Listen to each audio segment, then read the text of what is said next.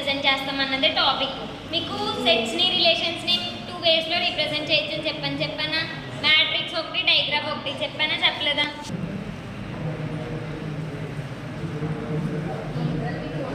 రిలేషన్ని మనం 2 వేస్లో రిప్రజెంట్ చేస్తాం. ఫస్ట్ది మ్యాట్రిక్స్ వే. మ్యాట్రిక్స్ వేలో మనకు సెట్లో ఎన్ని ఎలిమెంట్స్ ఉన్నాయి? 3 ఎలిమెంట్స్ ఉన్నాయి.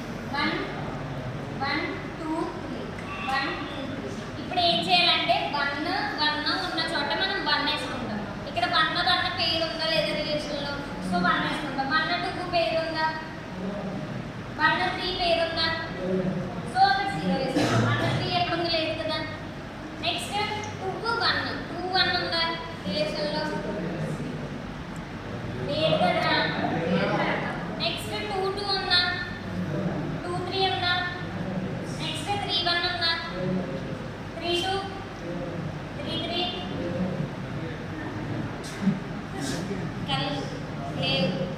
3 3 గా మ్యాట్రిక్స్ వే అంటే ఇలా రీప్రజెంట్ చేస్తాం. ఉన్న పేర్స్ ఉంటే అక్కడ 1 వేసుకుంటాము, లేకపోతే 0 వేసుకుంటాము.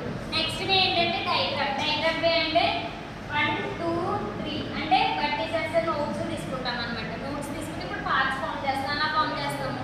1 1 అంటే 1 నుంచి 1 కి సెల్ఫ్. నెక్స్ట్ 1 2 అంటే 1 నుంచి 2 కి డైరెక్షన్ తో పాటు. నెక్స్ట్ 2 3 అంటే 2 నుంచి 3. నెక్స్ట్ 2 2 అంటే 2 నుంచి 2 కి. నెక్స్ట్ 3 నుంచి 3. ఇది డయాగ్రాఫ్ అంటే. ఈ 2 వేస్ గుర్తుండాలి. గుర్తున్నాయా?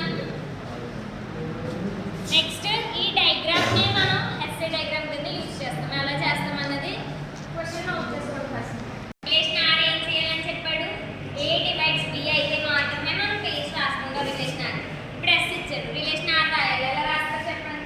ఈ relation R is equal to A divides B అయితే మాత్రమే. 1 డివైడ్స్ 2 అవుతుంది కదా.